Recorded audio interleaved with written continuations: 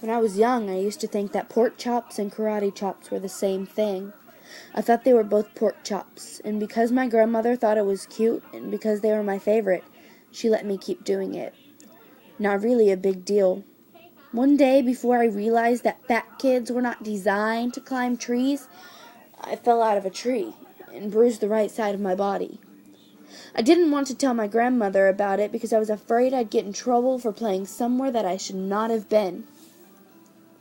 A few days later, the gym teacher noticed the bruise, and I got sent to the principal's office. From there, I was sent to another small room with a really nice lady who asked me all kinds of questions about my life at home. I saw no reason to lie.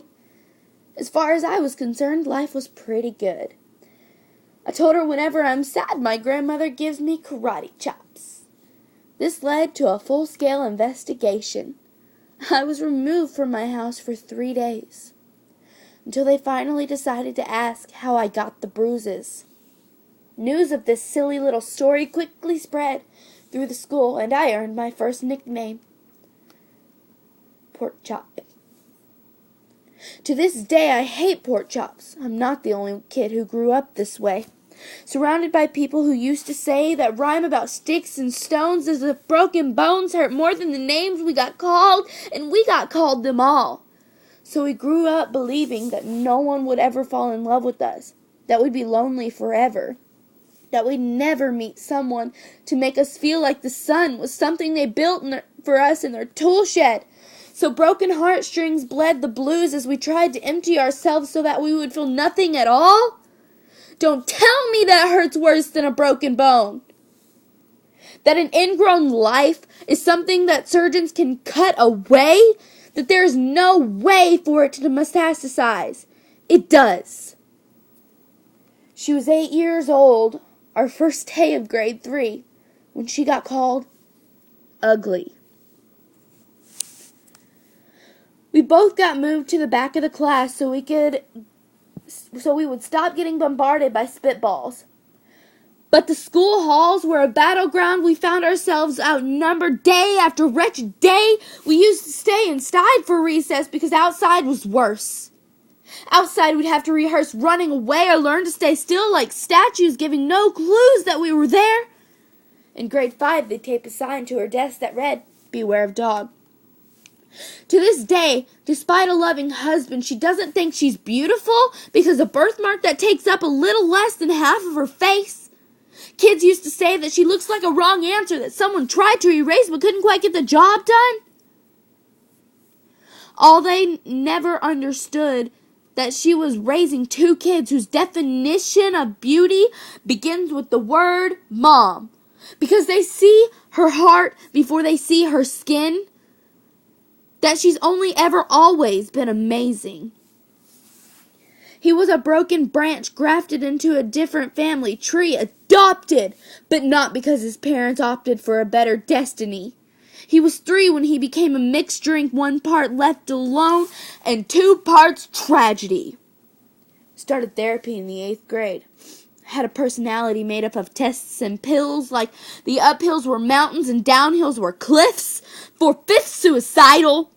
A tidal wave of antidepressants, and an adolescence of being called pauper. 1 part because of the pills, and 99 parts because of the cruelty.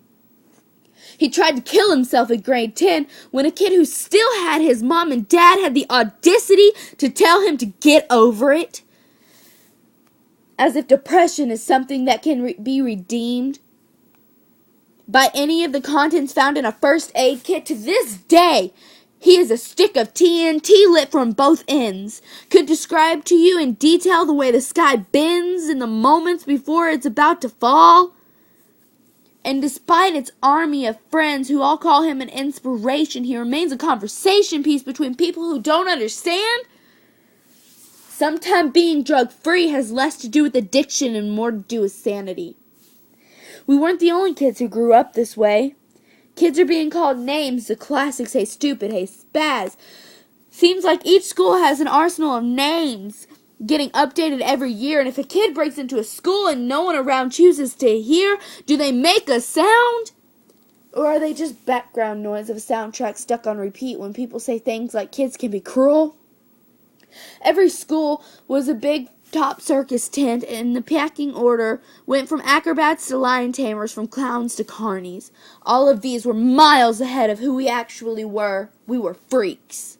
Lobster-clawed boys and bearded ladies, oddities. Juggling depressions and loneliness, playing solitaire and spin the bottle, trying to kiss the wounded parts of ourselves and heal. But at night, while the others slept, we kept walking the tightrope. It was practice. And yeah, some of us fell.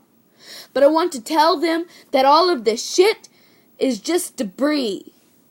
Left over when we finally decide to smash the things we thought we used to be.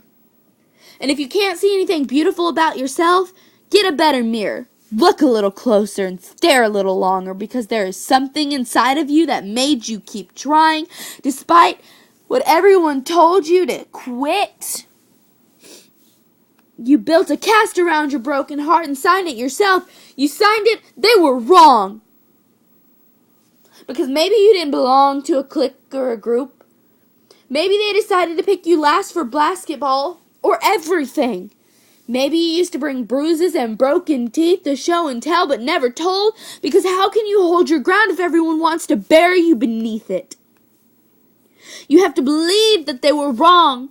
They have to be wrong. Why else would we still be here? We grew up learning to cheer on the underdog because we see ourselves in them. We stem from the root, planted in belief that we're not what we were called. We are not abandoned cars stalled out on the sitting in the empty highway, and if in some way we are, don't worry. We only got out to walk to get gas. We are graduating members from the class, so fuck off, we made it! Not the faded echoes of the voices crying out names will never hurt me, because of course they did. But our lives will only ever always continue to be a balancing act that has less to do with pain and more to do with beauty.